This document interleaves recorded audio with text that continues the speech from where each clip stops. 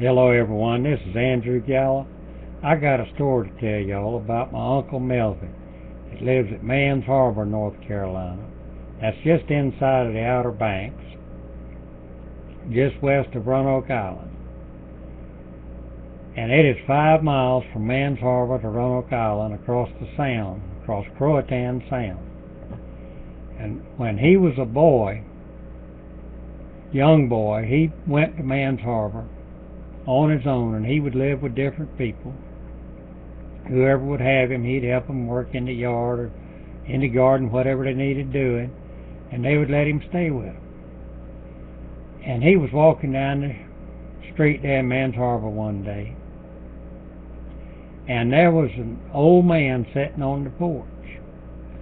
And now Uncle Melvin now is 89 years old, and he'll tell it, this man was about my age.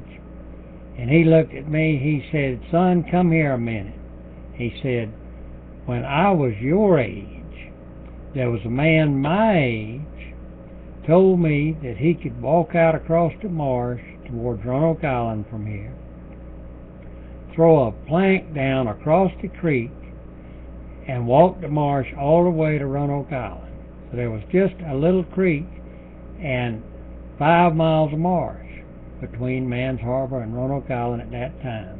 Now get that, he said, when I was your age, there was a man my age that told me that he could throw a plank across the creek and walk from Mans Harbor to Roanoke Island. And that was what is now Croatan Sound. What had happened, Albemarle Sound used to flow down and into Currituck Sound and out to the ocean. There was an inlet going out of Currituck into the ocean. Well, that closed up, and the water out of Albemarle had to have somewhere to go. And so it created, through that creek in Croatan, it washed it out and washed out the whole sound. So imagine that. But I like the way he told the story about it. And he has wrote a book on the history of Mans Harbor. If anyone's interested, why, look it up and get his book and read it. It's a very good story, because he grew up and lived there, and he was a great fisherman. He's a great man. Thank you very much for listening. This is Andrew signing off for now.